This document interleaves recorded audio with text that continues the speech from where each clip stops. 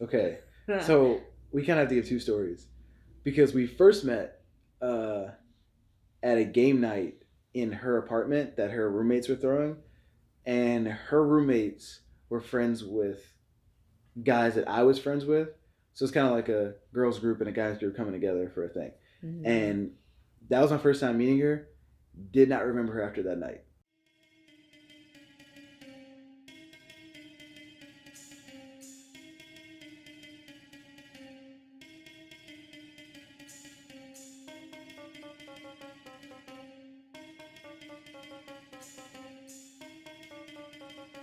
It's like kind of funny, and I like Yeah, that. and he has a car. Yeah. I thought she's probably out of my league, really.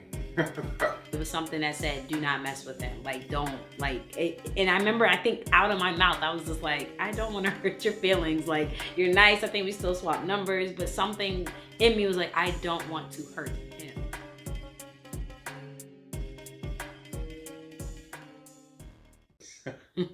Love this question. It's love at first sight. It was not love at first sight. I'll start. We met at our the school we went to, college we went to, Maryland Eastern Shore, freshman year. They did like this welcome orientation for the freshmen. Yeah, it was like welcome week. Yeah, I think every college has it, like, for all of the freshmen. So on what we call the yard in front of the SSC, in front of the main building, they had like this, music. They had like Baltimore music, like club music playing on one side, and then they had go-go playing on the other side. And being from PG, growing up in the DMV, I obviously gravitated towards the go-go. But I see this girl like bouncing back and forth, like she's dancing to the club music, and then she's coming over and she's dancing to the go-go music, and I'm like, who is this girl?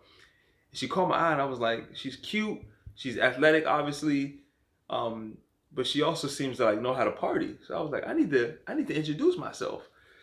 So that was my encounter on how we met, and my first impressions of her was that she was energetic. She was smooth. She was very, very good with her words, very quick on her feet. And I noticed there was something about her that my spirit, even though I wasn't living for Jesus, my spirit told me not to pursue something serious with her right now. So I got her number, but we talked, but that was about it. But I thought she was cute, and that was my first impression of her. So I met Adele through a friend named Rachel, my freshman year. He had a friend named Simon, and we went to Simon's roommate's room. And I came in, and Simon and Rachel introduced everyone, and then they introduced Adele. Like, there was no really, like, real impression. It was just like, oh, okay, that's Adele. He just said hello, and, kind of shy and stuff like that. So that was the first thing. That's all I remember. We were all in a room. They were like playing games and stuff like that. So, yeah. Okay. So we kind of have to give two stories because we first met at a game night in her apartment that her roommates were throwing, and her roommates were friends with guys that I was friends with. So it's kind of like a girls group and a guys group coming together for a thing. And that was my first time meeting her. Did not remember her after that night. We didn't really talk. We like, yeah, there was no friendship after that. There was a meeting. Hi, hello, we're playing games together. Probably never see you again. I think, yeah, meeting there, being at the party, it was like for us athletes, it was just cool to like, be in front of people and hang out. I was kind of like the new freshman coming in. But I think looking back now, because again, I was a party person. I've always been known to be life of the party, but I think I used a lot of that to mask, because actually in my first year, I had to redshirt, which meant I was not allowed to play my first year. So that was my first time experiencing like not being able to play basketball, which was something I had really, like I said, that was like my identity. So I think partying and doing all those things kind of unleashed something in me to like, man, this is the way I just want to let life go, because something was taken away from me, and now I'm just gonna throw life away because it doesn't matter anymore. So But yeah, I remember meeting Kevin. I was like, man, he's a nice guy. And the type of girl that I was, very selfish. So if ever I wanted to date guys, my first impression was always, what can he do for me, essentially. Excuse And me. in that time, when I saw him, our eyes locked. It was like such an innocence there when our eyes locked. It was like, these are eyes like I've never seen before. It seems like a really cool, awesome, like genuine guy. Because normally when you see guys, you could kind of read already, oh, they want something from you, or, yeah, I can do this with him, this, that, and the third. But it was something about locking into Kevin Campbell's eyes. It was like, there's so much of an innocence. I can't. Like something, which now I'm realizing that was the Holy Spirit, but at that time it was something that said, do not mess with him. Like, don't, like it. And I remember, I think out of my mouth, I was just like, I don't want to hurt your feelings. Like, you're nice. I think we still swap numbers, but something in me was like, I don't want to hurt him. So that's kind of my first real impression. And like, I think we did, swap numbers. We still like talked, but I was still like talking to other guys at the time. But yeah, I would say that was our first encounter. Yeah, I would agree. We actually also like, well, I wouldn't even count that. We got baptized on the same day too, but that happened like months before this. Really? Yeah. I thought that was after. We got baptized in October. Mm-hmm. Then in January was the game night.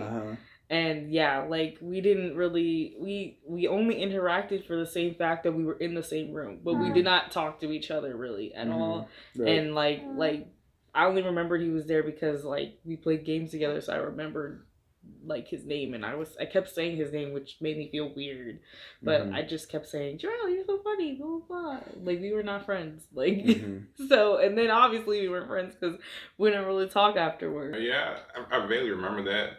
I do remember my friend Simon. I used to use his room to wash clothes because they had the nicer room, and I lived in an older dorm. And I remember seeing her around. I thought she was cute, but I didn't know her as a friend yet. So. But eventually, when she became involved with the ministries and like the game nights, we got to know each other more and hung out more. And she lived closer to me from school too, so it started out with a lot of group gatherings, and eventually became friends. And so we didn't really become friends until, was it later that year? It was the next semester. Yeah, so the next semester, she had lost her car, and so she needed a ride to church, and so she talked to a friend, one of our mutual friends, and then he contacted me to see if I had any room in my car to go to church. I was giving people rides to church at that point, and so she contacted me, and I was like, yeah, I have a room, and I already go pretty much near where she needed to get picked up anyway. So she started riding with me to church, and that's kind of how our friendship grew from there.